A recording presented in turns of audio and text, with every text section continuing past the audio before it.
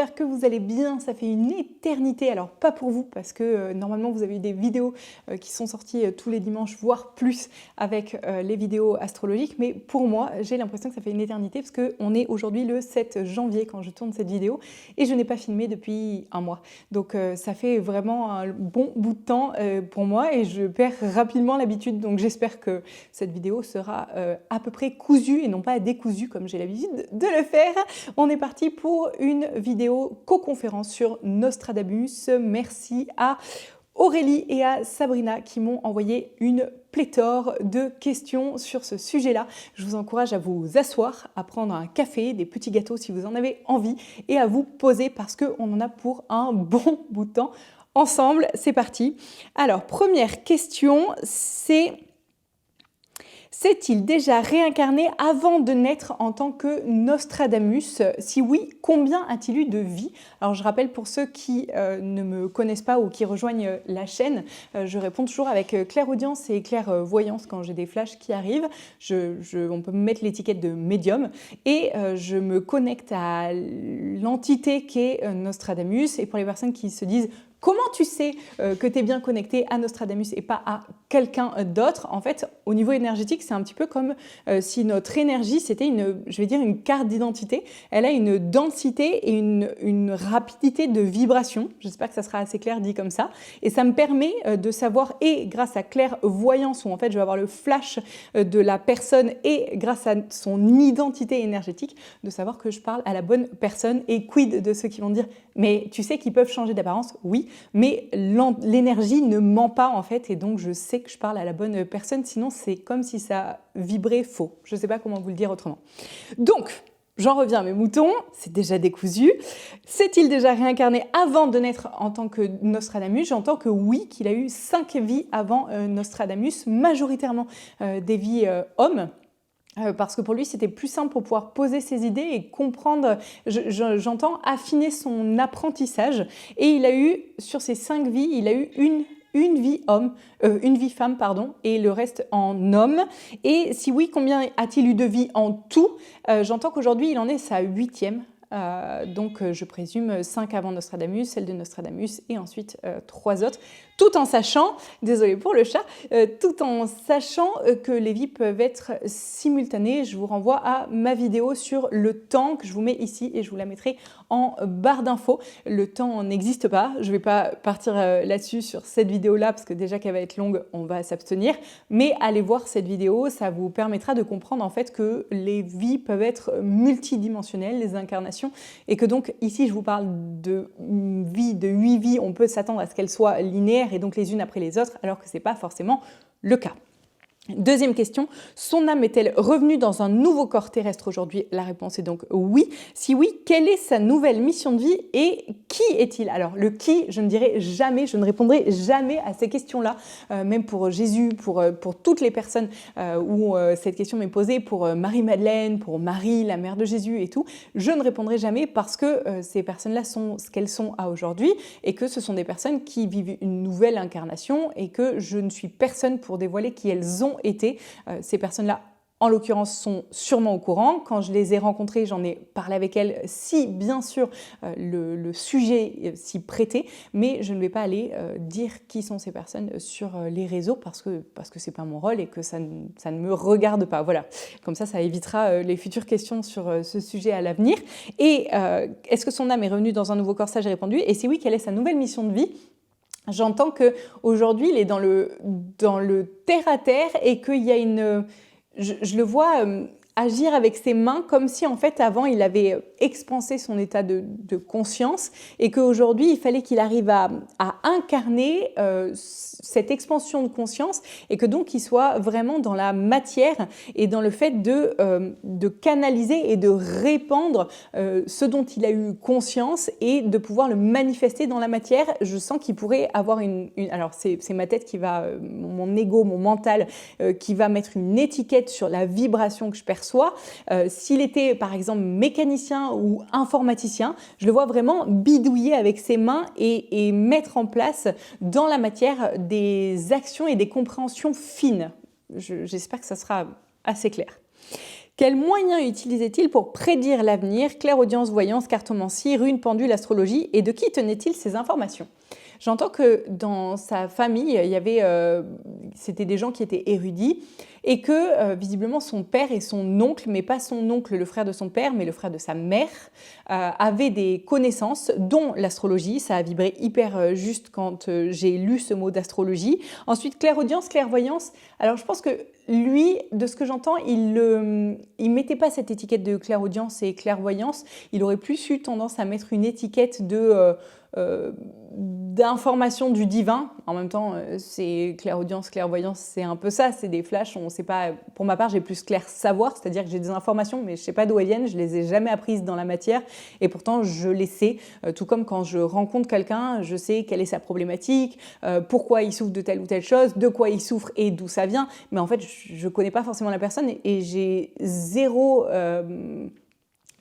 source d'information sur les personnes que je rencontre. Donc c'est du clair savoir, mais je ne suis pas en capacité de vous dire d'où ça vient, à part peut-être de la conscience collective. C'est comme s'il y avait un nuage de conscience au-dessus de nous. Et en fait, quand on a clair savoir, clair audience, clairvoyance, clair ce que vous voulez, on va aller piocher en fait dans ces énergies qui nous entourent. L'énergie, elle a zéro limite, ni de temps, ni d'espace. D'ailleurs, j'ai eu la demande, parce que j'ai arrêté les soins énergétiques il y a 1 an. Aujourd'hui, on est en janvier 2025 et donc je les ai arrêtés en février, tout début février 2024. Et j'ai eu la demande ce matin de personnes qui me disaient pourquoi tu fais pas des soins où les personnes peuvent se connecter. Je présume que vous en avez déjà vu sur les réseaux. À chaque fois, je disais à Matt, non mais ces gens, ils nous font passer pour des bouffons en fait parce qu'ils font des trucs comme ça devant leurs vidéos. Et moi, à chaque fois, je me disais... Et en fait... je ne suis pas en train de remettre en question le fait que ça marche. Parce que oui, je pense qu'il n'y a ni de limite de temps, ni d'espace dans l'énergétique.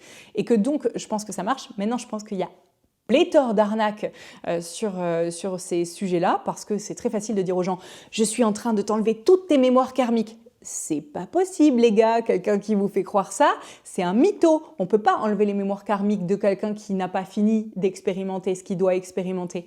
Donc, je pense qu'il y a plein d'arnaques, mais que pour autant, c'est possible. Et donc, suite à des demandes, j'ai décidé que j'allais faire des soins énergétiques, mais collectifs, que vous pourrez rejoindre par la suite. Et vu qu'il n'y a pas ni de limite de temps, ni de limite d'espace, les soins énergétiques, en fait, du moment où je ne sais pas trop comment vous expliquer ça. C'est comme si quand je soigne quelqu'un, je plaçais mon énergie dans un sac d'espace-temps, je vais dire ça comme ça, et que en fait les personnes en se connectant à mon énergie à ce moment-là vont pouvoir aller piocher dans ce sac d'espace-temps. J'espère que ça sera assez clair. Et donc, j'en reviens à mes moutons encore une fois, pour Nostradamus, j'ai l'impression qu'il se connectait à cette énergie du divin, mais sans pour autant savoir que c'était clairaudience, clairvoyance, etc. Donc je vais mettre plus du clair savoir que clairaudience et clairvoyance sur lui, en tout cas, un petit peu comme ce que j'ai. Cartomancie, j'entends que oui, mais pas plus avec des... J'aurais mis le terme de tarot de Marseille dessus et pas la cartomancie comme moi je peux le faire avec plein de jeux d'oracles différents. Là, je vois qu'il y avait une façon des cartes un petit peu...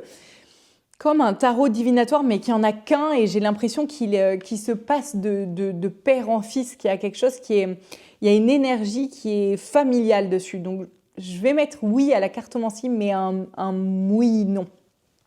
Sur les runes, j'entends que ça lui est arrivé, mais que ce n'était pas quelque chose qu'il utilisait souvent. Le pendule, ça vibre hyper juste, mais... pas un pendule, moi j'ai un pendule en bois avec mon petit fil. Là, je sens qu'il y a un lien avec les pierres et avec les plantes. Alors on me dirait, il avait un pendule avec une petite liane et puis un caillou au bout, je dirais, ah oui, c'était ça. Voilà, dans l'idée, quelque chose du genre. Alors pendule, oui, pas pendule comme on l'entend nous. Et de qui il tenait ces informations, ça, j'ai répondu. On parle plus souvent de ces prophéties négatives, mais a-t-il déjà fait, j'arrive pas à dire cette phrase, des prédictions positives? Si oui, lesquelles? J'entends qu'il a prédit le retour du roi de France. Et que, voilà, j'entends, n'en dis pas plus. Ok, j'en dis pas plus, vous irez donc faire vos recherches. Mais que oui, il a fait des prédictions positives et il dit que le retour du roi de France, il n'y a pas que c'est le début de tout un immense iceberg où en fait c'est que la partie émergée et que émergée et que la partie immergée elle est énorme et que c'est tout une nouvelle monarchie et un retour aux sources conservatrices, mais pas dans le mauvais sens du terme, dans un sens très positif, et que le retour du roi, c'est une toute petite partie de tout ce qu'il a prédit de positif, mais que les gens aiment bien rester sur ce qui est négatif parce que ça leur donne l'impression d'exister. Je pose celle-là. Combien de prophéties a-t-il fait durant sa vie? Combien se sont réalisées en pourcentage ou en nombre? Combien concerne la France et l'Europe entre aujourd'hui et les prochaines élections présidentielles françaises? Alors, je prends les questions dans l'ordre. Combien de prophéties a-t-il fait durant sa vie? J'entends 81. Et j'entends, mais il y en a 8 qui n'ont pas été, je veux dire, trouvées, c'est pas forcément le bon mot, mise en lumière en tout cas, donc 89 en tout, 81 connues apparemment. Combien se sont réalisées en pourcentage ou en nombre? J'entends, il y en a où on a dit qu'elles ne s'étaient pas réalisées parce que ça ne s'était pas passé exactement comme je l'avais dit, mais en même temps ce que j'avais dit a été réinterprété par les personnes qui les ont entre guillemets traduites et verbalisées pour le reste du monde, et que donc en fait il y en a beaucoup plus que ce que les gens disent. Donc il dit, les gens disent qu'il y en a environ 36% qui se sont réalisés, alors qu'en vérité il y en a environ 50%. Ce qui est déjà pas dégueu. C'est marrant parce que j'aime bien à chaque fois ramener ça aux équipes de foot. Quand une équipe de foot gagne, les supporters ils disent « Ouais, on a gagné !» Et quand ils perdent, ils disent « Oh, ils ont perdu !» Genre les gens adorent, je vais pas dire les gens, je vais dire l'humain, adore se coupler, se grouper avec ce qui est positif et ce qui est dans la réussite, mais dès qu'il n'y a pas de réussite, c'est « Ah non, c'est nul ». 50% de prédictions, il y a plein de gens qui vont dire « Ah, c'est pas top, hein ». C'est énorme. Il y a des gens, ils en ont zéro prédiction sur l'avenir. Donc c'est comme quand je fais mes prévisionnels sur l'année, je vous encourage à aller les revoir, je vous les mettrai ici et je vous les mettrai en barre d'infos. Tous les prévisionnels que j'ai fait depuis, je crois, depuis 2020, j'en fais. À chaque fois, il y a des gens qui viennent me dire « Ça s'est pas passé comme tu l'avais dit ». Vas-y, va réécouter et va réécouter tout ce que j'ai dit qui s'est passé. Et revenez me voir pour me dire « Ah ouais, en fait, il y a beaucoup de choses que tu as dit qui se sont passées. En fait, il y a probablement environ 60% de ce que j'ai prédit, voire plus, qui s'est passé. » Et les gens vont s'attarder sur le 40% en disant « Ah, mais il y a quand même 40% qui s'est pas passé. » Mais vous pouvez vous axer sur le positif, s'il vous plaît, ça serait mieux. Ça permettrait en fait de voir ce qui marche plutôt que de toujours se focus sur ce qui ne marche pas. Bon, en même temps, c'est un état d'esprit et je présume que les personnes qui voient toujours le négatif ne doivent pas avoir une vie super quoi. L'autre question, c'était combien concerne la France et l'Europe entre aujourd'hui et les prochaines élections présidentielles? J'entends 4, mais je ne suis pas en capacité de vous les dire et de vous les retranscrire parce que... Alors, il me dit déjà, il y a celle sur le futur roi de France, mais du coup, ça va être avant les prochaines élections. Il dit que oui, en 2028. Mais non, mais les prochaines élections, c'est 2027, alors ça paraît pas logique. Ah ben, il dit déjà, il faudrait qu'elles existent pour que ça puisse se passer avant les élections. Ok, let's see ce que l'avenir va nous donner. Le pape François va-t-il prendre sa retraite avant la fin de l'année comme prédit? Ah ouais, il a prédit ça, je savais pas. La nana qui débarque d'une autre planète. Qui sera son remplaçant? Un nom si possible. Non, les noms, c'est super difficile. Des fois, en fait, soit ça m'arrive, soit ça m'arrive pas. Et quand ça m'arrive pas, je peux pas aller chercher. En fait, c'est soit on me le donne parce que j'ai la possibilité de réceptionner cette information-là, soit en fait on me le donne pas et c'est parce que je suis pas censée passer cette info-là. Donc, le pape va-t-il prendre sa retraite avant la fin de l'année comme prédit? Alors, pour notation, le mail date du 14 novembre 2024. Je les tourne au fur et à mesure quand je peux. Alors, avant la fin de l'année 2024, du coup, c'est non. Alors, je vais dire avant la fin de l'année 2025, je sens une cassure. Je vais dire au 11 février, vous voyez par exemple, là j'ai une date qui arrive et la date elle est précise, donc je peux vous la passer. Alors que des fois ça vient pas et je peux pas l'inventer en fait, soit l'information arrive, soit l'information arrive pas. Et là j'entends qu'il y a une sorte de cassure, un dévoilement.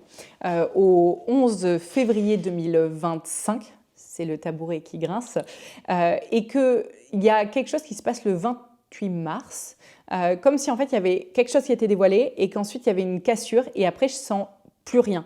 Alors, je ne peux pas dire qu'il va démissionner, je ne peux pas mettre ce terme dessus, mais j'ai l'impression que c'est comme s'il il perdait son pouvoir et son appui, sa prestance, et que j'ai l'impression qu'il passe d'un gros gars bien mastoc à un petit enfant qui dit « Non, s'il vous plaît, me faites pas de mal ». Je vois ça je ressens ça au niveau énergétique, de ce truc de je prends position et en fait non, je suis soumis aux autres, donc je ne sais pas comment verbaliser ça. Je ne mettrai pas forcément le terme de démission dessus, mais en tout cas de perte de sa prestance.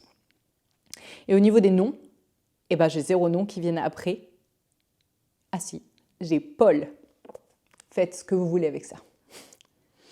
Dans une autre prophétie, il prédit qu'un grand monarque va rétablir l'ordre et la paix en Europe. Attendez, je pose mon PC ailleurs parce que je suis en train de me bousiller le dos contre le meuble ici pour pouvoir garder l'espace entre la caméra et le PC. C'est pas forcément génial.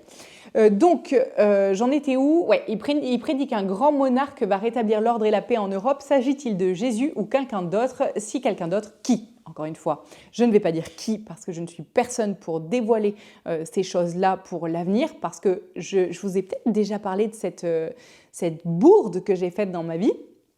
Je vais dire il y a 10 ans, je vais sûrement me tromper sur les dates. Il y a 10 ans, je rencontre une nana dans le train et j'ai l'info que c'est la future nana de mon frère.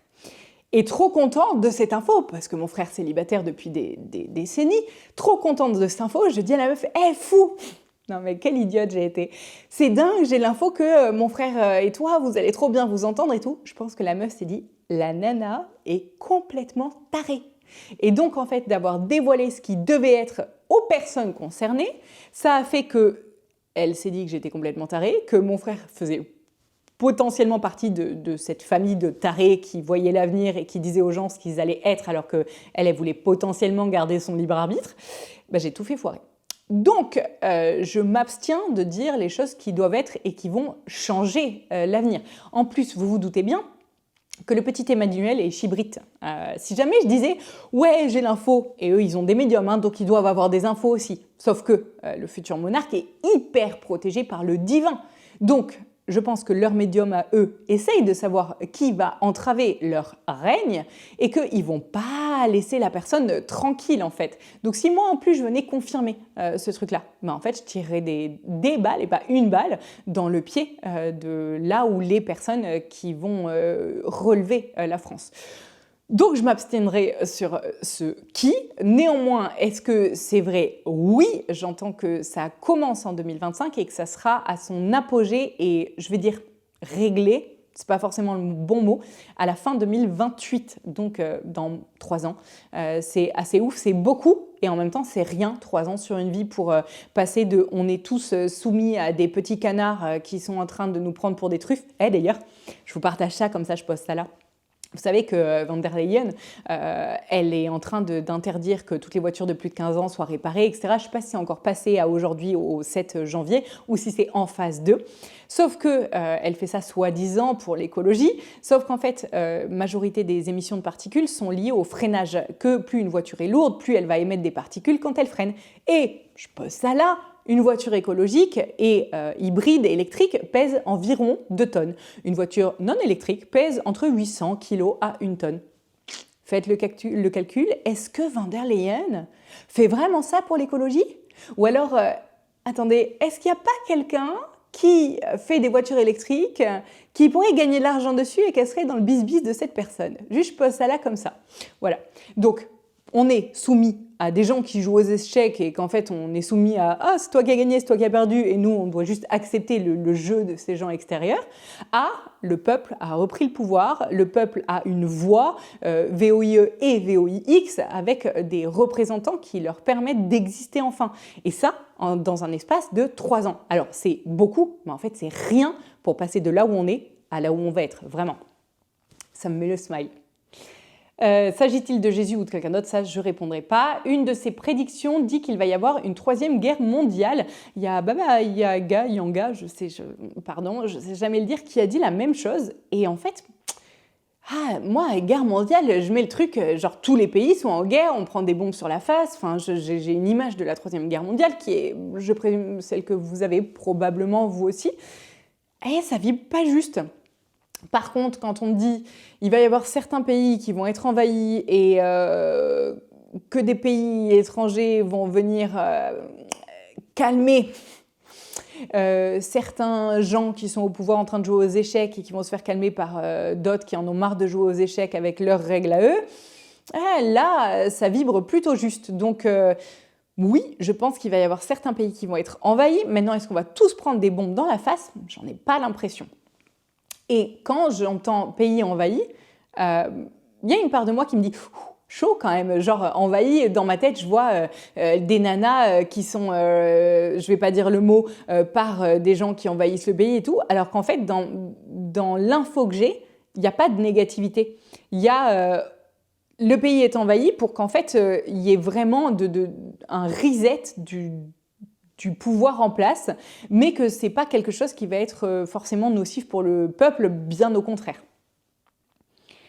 Concerne-t-elle donc cette troisième guerre mondiale? Concerne-t-elle la guerre Ukraine-Russie ou d'autres pays? Lesquels? Concerne-t-elle une guerre pour le monopole du pouvoir mondial entre les États-Unis, la Russie et la Chine? Et sait-il comment chacun va s'y prendre pour arriver à ses fins? Alors ça, il faudrait une vidéo entière pour pouvoir parler de ça. Et encore une fois, je ne suis pas sûre que ce soit une très bonne idée que je dévoile toutes les infos que j'ai parce que j'aime bien ma petite vie tranquille, on va dire ça comme ça.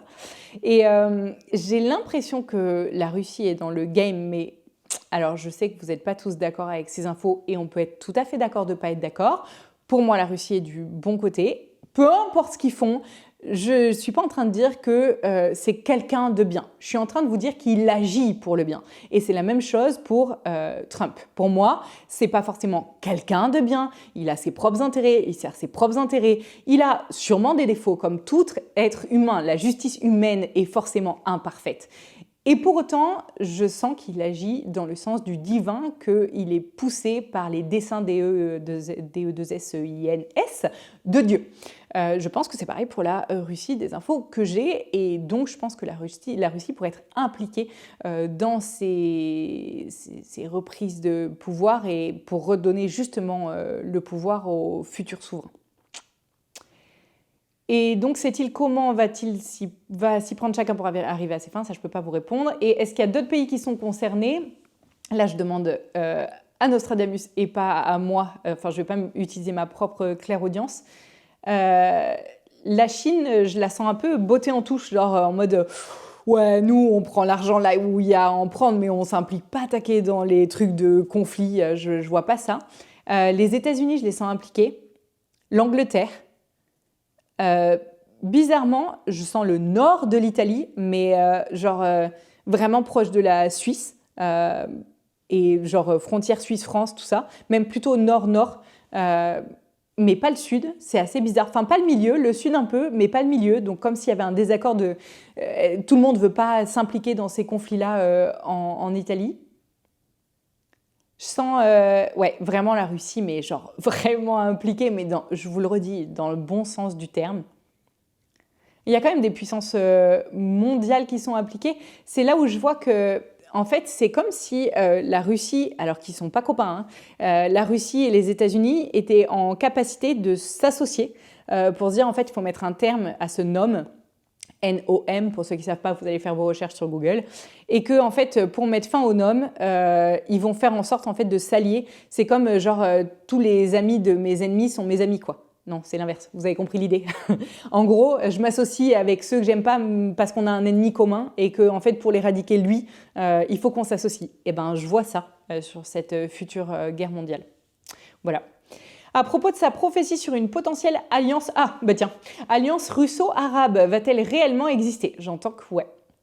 Vont-ils tenter d'envahir l'Europe en 2025?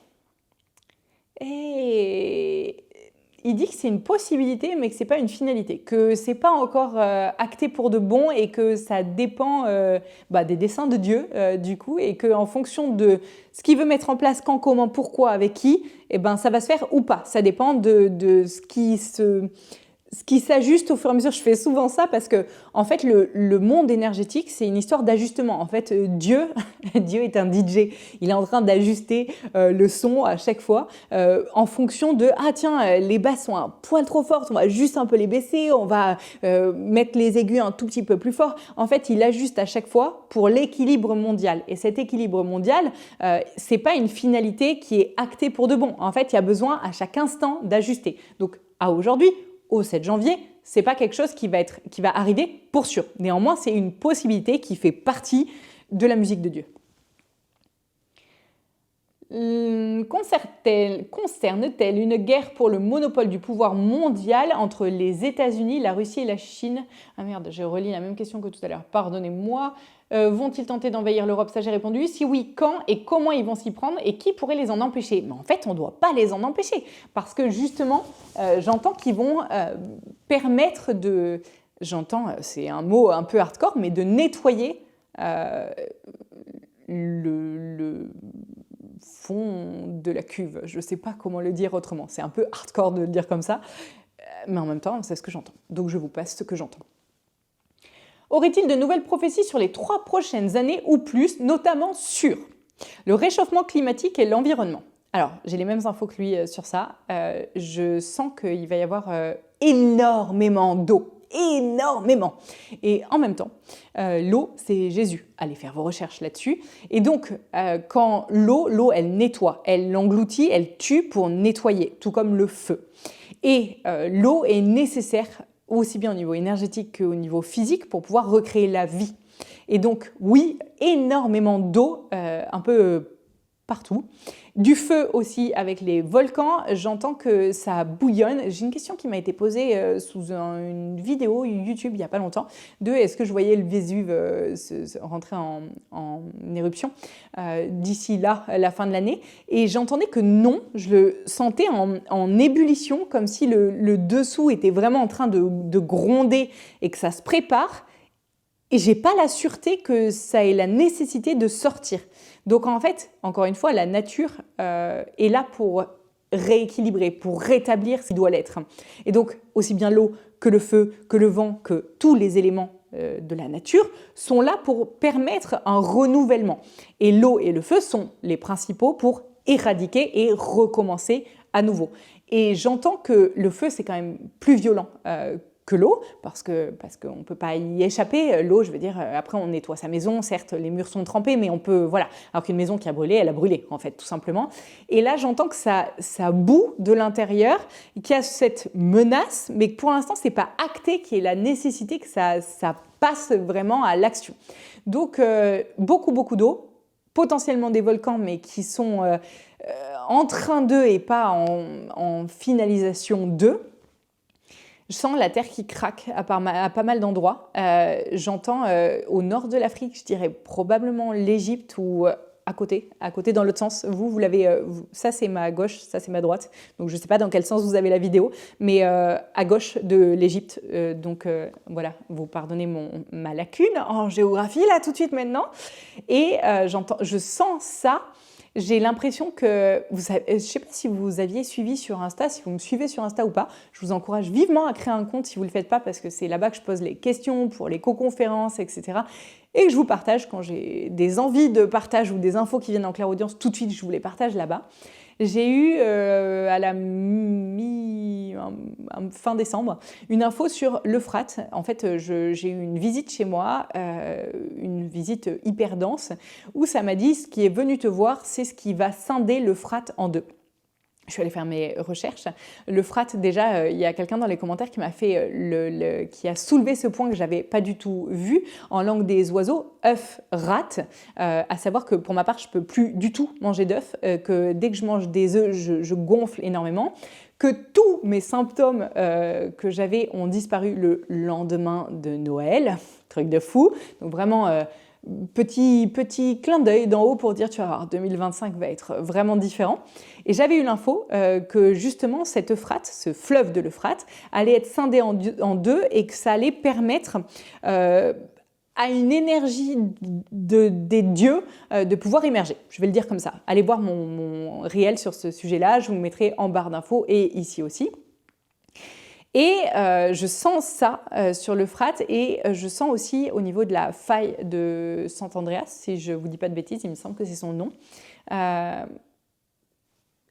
Je confirme qu'il dit. Et lui, il sent, j'entends un truc avec des glaciers en Russie. Alors pareil, hein, c'est ma droite. Donc la Russie, vraiment au nord-est de la Russie, donc pas sorti de la Russie, hein, dans le nord-est de la Russie, qu'il y a... C'est comme si en fait, dans les glaciers, ça se condensait. Je sens que ça devient, je vais dire, noir de l'info que je reçois et que ça laisse sortir des choses du permafrost. Alors ça déjà, ce mot de permafrost, c'est tellement pas mon mot à moi, mais merci. Enfin, c'est un mot que je connais, mais pas que j'aurais employé. Et apparemment, il y a des choses qui vont sortir, qui vont être à la fois très nocives pour les humains, mais pas pour tous les humains. Apparemment, ça va permettre, un peu comme la pandémie, de trier le bon grain de l'ivraie. La politique française, européenne et mondiale. Il dit, je l'ai déjà dit, le retour du roi. L'émergence de nouveaux personnages qui peuvent faire évoluer positivement ou négativement les mentalités en France. C'est lié à la question juste avant, donc est-ce qu'il y a quelque chose d'autre ? La personne qui va relever la France ne va pas être seule. Il va y avoir tout un... Je vais utiliser le terme de gouvernement, mais ce n'est pas le bon, de gouvernance, qui va émerger et qui va être quelque chose qui va mettre l'humain au centre de tout, la santé au centre de tout. Des fois, quand je vois la santé à l'heure actuelle, je me dis... Comment ça se fait que personne n'ait porté plainte encore contre eux? D'ailleurs, petite parenthèse, j'ai déjà été interviewée par les gendarmes à cause de l'ARS qui avait porté plainte contre moi. Et je me suis dit, la dernière fois, je réfléchissais avant de m'endormir, je me suis dit, si jamais, un jour, ils reviennent porter plainte contre moi parce que je parle d'énergétique, que je dis aux gens que l'énergétique peut guérir et soigner, terme que nous n'avons pas le droit d'utiliser, je pense que je porte plainte en retour contre eux pour non-assistance à personne en danger, pour foutage de gueule depuis les 30 dernières décennies, pour tout ça. En fait, ils se sentent hyper protégés parce que c'est le gouvernement, mais je vous rappelle que le gouverne ment. Voilà. Donc ils nous mentent, ils nous prennent pour des truffes et que je pense qu'il est temps de pouvoir justement arrêter de se laisser faire et de vraiment passer à l'action. Donc pour ma part, si jamais ils reviennent me chatouiller un petit peu, je pense que je vais passer à l'action et que je ne vais pas juste me défendre et qu'un jour mon avocate, dont j'avais eu besoin pour un autre sujet familial, m'avait dit, vous savez, la meilleure défense, c'est l'attaque. Et avant, je n'étais pas comme ça, parce que je me disais, ouais, moi, vas-y, tu m'attaques, juste, je me défends un peu, tu vois, parce que j'ai pas envie qu'on m'embête. Et en même temps, je me dis, mais face à des gens comme ça, si on n'attaque pas, si on se laisse faire tout le temps, en fait, encore une fois, le mal n'a besoin pour exister que de l'inaction des gens de bien. Elle va vous rentrer dans la tête, cette phrase, à force que je vous la répète. Eh bien, il y a besoin de conscientiser ça, et que ne pas agir, ne pas se défendre, ne pas attaquer, c'est cautionner. Et donc, je pense que 2025, c'est arrêter de cautionner aussi. Donc, attaquer ceux qui ont besoin de l'être. Et j'entends que dans la spiritualité et le développement perso, c'est oui, peace and love. On n'est pas dans un monde de peace and love. Moi, je serais peace and love quand les gens en face le seront. Mais là, on est dans un monde de gens qui... Attendez, je vais essayer de rester poli. Qui nous pissent dessus en nous faisant croire qu'il pleut. Au bout d'un moment, il faut arrêter juste de prendre un parapluie. Non, il faut aller plus loin. Je vous laisse, voilà, je ne vais pas rentrer dans les détails. La chute des personnages importants déjà en place. C'est déjà en train de se passer. On est le 7 janvier aujourd'hui. Il y a Trudeau au Canada qui a démissionné hier et il y a 5 autres young leaders qui ont démissionné depuis le début de l'année, depuis que Trump est en place. Je vous mettrai la vidéo d'Idriss Aberkan qui en parle en barre d'infos, encore une fois, si vous voulez aller le voir, mais c'est une vidéo qui dure 2 heures. Mais bon, si vous voulez vous cultiver, c'est le prix de... L'éveil spirituel des populations. Mais c'est propre à chacun, alors c'est super difficile de répondre à ça.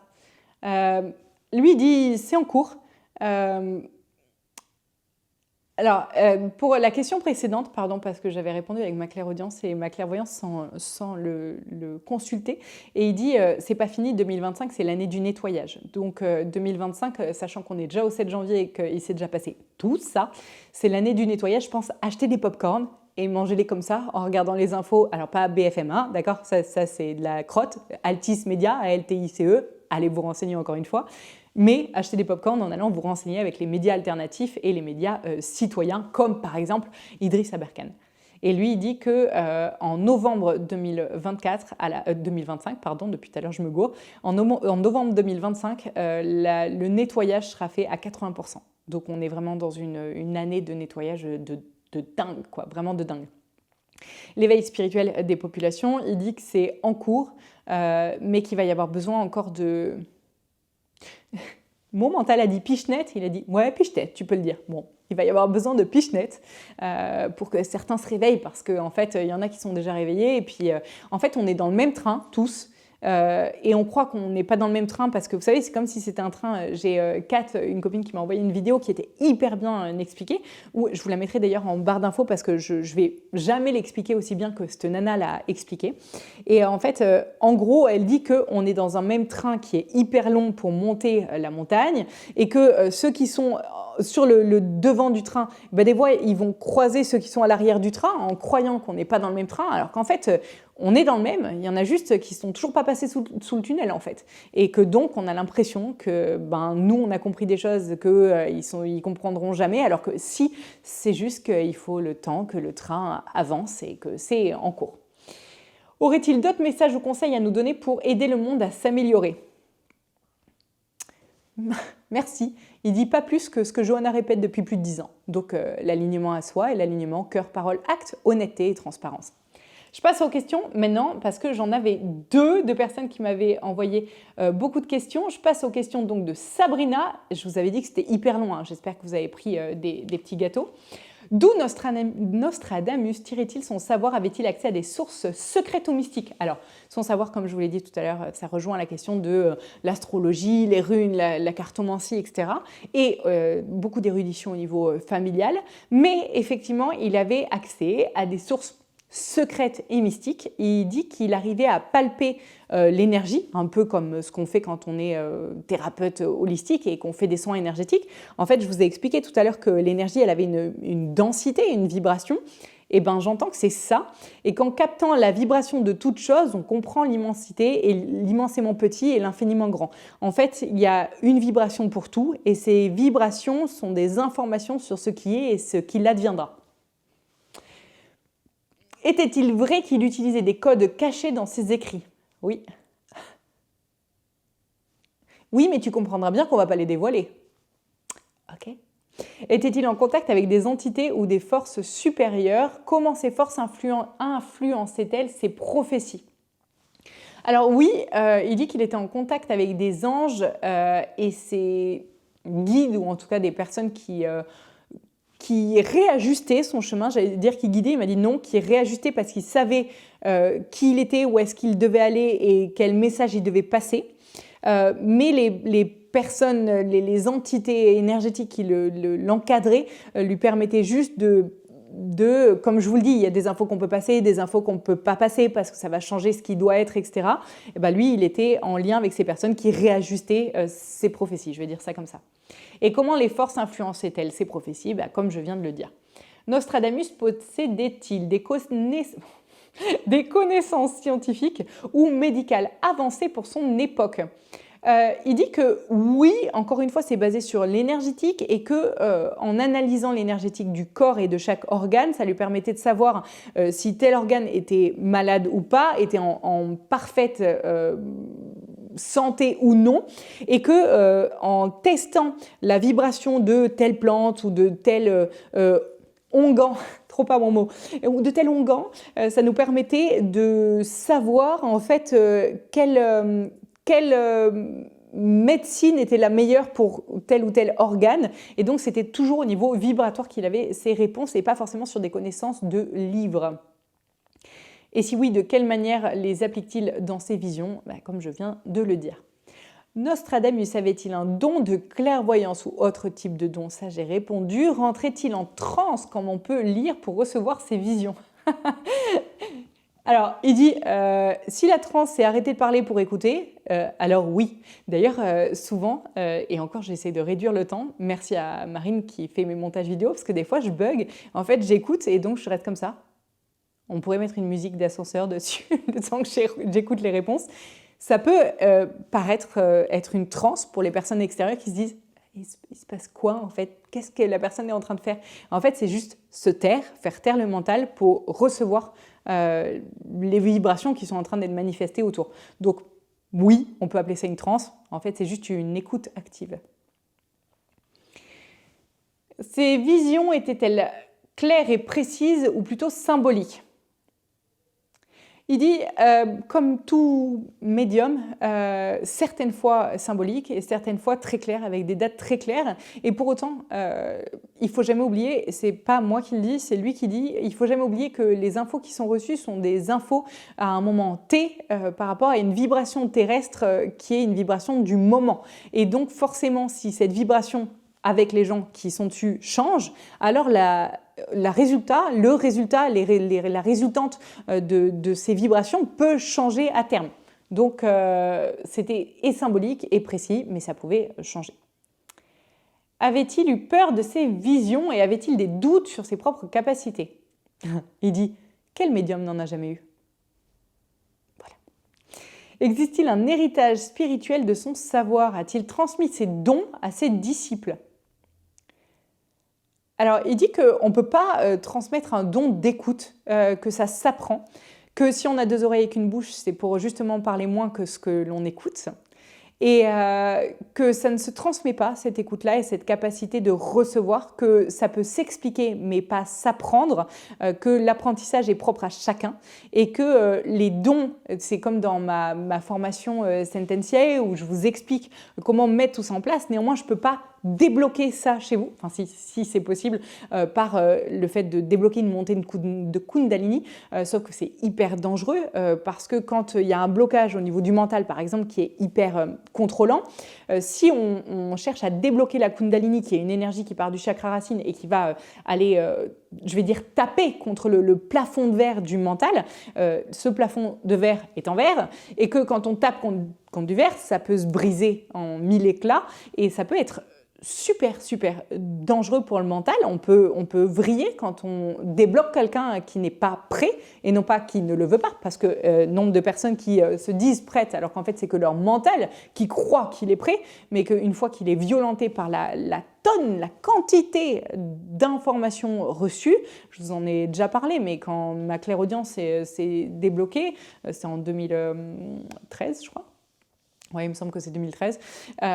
C'était violent. D'un coup, j'ai entendu des milliards de trucs que je n'étais pas du tout en capacité de canaliser.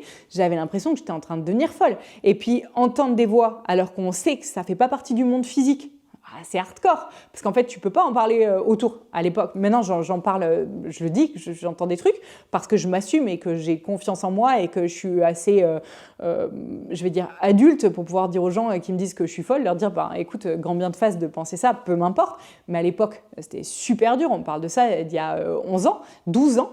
Il y a 12 ans, j'étais encore mignonne et juvénile et je n'osais pas me positionner comme aujourd'hui. Et je pense que c'est super difficile de débloquer ce genre de trucs quand on n'est pas prêt. Donc c'est hyper important de conscientiser que quand on est prêt, quand l'élève est prêt, le maître apparaît. Donc si l'élève est prêt, la situation qui va permettre l'apparition du maître va apparaître dans la vie de l'élève. Et là, ce qu'il dit, c'est ça, c'est qu'en fait, on peut transmettre des connaissances, des théories, mais on ne peut pas transmettre la pratique à celui qui n'est pas en capacité de recevoir cette pratique-là. Nostradamus était-il conscient de l'influence de ses prophéties? Était-il conscient oui, il y avait un S, mais il ne devait pas être là. Était-il conscient de l'influence que ces prophéties allaient avoir sur l'humanité future? Oui. Oui, il dit, oui, toi-même tu sais, que certains de nous, c'est lui, certains de nous naissent en sachant exactement qui ils vont être et l'impact qu'ils vont avoir sur le monde, donc oui, je le savais. À son époque, comment les gens percevaient-ils ces dons? Il fait ça. Genre, comme à peu près tous les médiums, comme Jeanne d'Arc, comme n'importe qui, on m'a traité de fou et encore j'ai eu de la chance de ne pas être brûlée sur le bûcher. Ah, mais j'entends, mais ils m'ont fait bien pire. Alors, je ne sais pas, j'avoue que je manque de connaissances sur sa mort, etc. Mais visiblement, il a souffert du manque d'ouverture d'esprit de ses congénères. Est-ce que, comme on peut le lire dans certains livres de Catherine de Médicis, est-ce qu'elle a toujours été de son côté? L'a-t-elle toujours épaulé jusqu'à la fin? Il dit que oui, j'ai des frissons partout, il dit que oui, que rares sont les gens qui ont eu le courage de rester à ses côtés quand on lui a fait ce qu'on lui a fait. J'entends qu'il y a une... Aujourd'hui, pour détruire quelqu'un, on ne le tue plus, on le bousille sur les réseaux, en fait, il perd toute crédibilité, on raconte des mensonges sur lui, c'est le grand mal du siècle. Et à l'époque, j'entends qu'il y avait un peu cette idée-là, que visiblement il avait une place assez importante dans la société et qu'on l'a dévalué, on l'a fait passer pour fou et comme vraiment pour fou, pas juste fou, il est un peu fêlé, non fou, il aurait le mérite de finir en asile et que ça a été son grande dame, ça aussi c'est un mot que j'emploie jamais, parce que ça a été pour lui la perte de qui il pensait qu'il était et donc il est content d'avoir pu compter certaines personnes, j'entends qu'il n'y en a eu que 2, 3 pendant un temps, et le dernier a aussi lâché, il a eu peur de la pression médiatique, il n'y avait pas de médias à l'époque, mais la pression de la population, je vais dire ça comme ça, et que donc il n'y a que 2 personnes qui sont restées au produit toute sa vie et qui l'ont soutenu jusqu'à la fin, donc difficile. Y a-t-il encore à ce jour des descendants de Nostradamus encore en vie? J'entends que oui. Si oui, est-ce que certains d'entre eux ont les mêmes dons que Nostradamus lui-même? Non. Et enfin, comment est-il mort? Eh bien, c'était la question que j'étais en train de me poser tout à l'heure. Et c'est bizarre, c'est comme si je sentais plusieurs morts. Comme s'il y avait la mort de son ego, la mort de son âme, avec tellement de tristesse, de se dire, mais en fait, pourquoi j'ai dédié ma vie à passer des prophéties où en fait on n'écoute pas ce que je suis en train de dire et les gens ne changent pas. Je pense que c'est à peu près le propre de tout prophète, toute personne qui passe des infos sur le futur et sur laquelle on met l'étiquette de « il est fou ». C'est marrant parce que les prophètes qui sont morts aujourd'hui, on dit « ah oui, les prophètes ». Et puis aujourd'hui, il y a des prophètes. Alors certes, pas en toge blanche et en tongs, il y a des prophètes, il y a des gens qui passent des infos sur le futur et eux, pardon, je vais être vulgaire, on leur pisse dessus en disant que c'est des gens fous. Ouais, non mais eux, c'est des médiums. Mais c'est quoi la différence entre médium et prophète? Vous m'expliquez? Parce que peut-être moi, j'ai pas saisi la différence. Et en fait, j'entends du coup qu'il a eu plusieurs morts. Je vais aller demander à ChatGPT pour voir ce qu'il me dit et je vais voir si ça vibre juste parce que j'entends plusieurs morts et à la fin, je sens qu'il y a eu des violences physiques, mais que c'est pas ça qui l'a mené à sa mort à terme et que sa mort, c'était une mort presque naturelle. Donc, on va voir ce que ça dit sur ChatGPT, s'il veut bien me répondre, parce qu'en ce moment, je lui ai demandé tellement de choses qu'il ne fonctionne plus. Alors, ça me dit... Michel de Nostredame, c'est marrant quand même, parce que Nostredame, ça veut dire Notre-Dame, Nostredame, plus connu sous le nom de Nostradamus, est mort le 2 juillet 1566 à Salon de Provence en France, donc à côté de là où j'habite. Il aurait succombé à des complications liées à la goutte, qui s'était transformée en œdème cardiaque, affection souvent fatale à l'époque. Selon la légende, il aurait prédit sa propre mort, disant à son secrétaire la veille « Vous ne me trouverez pas vivant au lever du jour ». Il me dit « C'est vrai ». Sa tombe se trouve dans l'église Saint-Laurent à Salon de Provence. Bien que sa sépulture ait été déplacée au fil des siècles, Nostradamus est resté célèbre pour ses prophéties compilées dans ses Centuries qui continuent de fasciner et d'intriguer ses générations. Donc effectivement, il est mort naturellement, c'est-à-dire de maladie et pas personne lui a fait du mal. Néanmoins, je sens que vraiment, il y a eu des tentatives d'empoisonnement, beaucoup de choses assez difficiles qu'on a tenté de lui faire, mais qui l'ont pas amené à une mort finale, quoi. Voilà, j'espère que ça vous aura plu, que vous aurez passé un bon moment en ma compagnie. Pensez à partager cette vidéo parce que mon travail, je filme ces vidéos, je prends du temps et tout pour vous, pour répondre à vos questions. Mais ma meilleure récompense, c'est les likes, les commentaires et les partages parce que ça permet que mon travail soit connu. Merci beaucoup et à bientôt.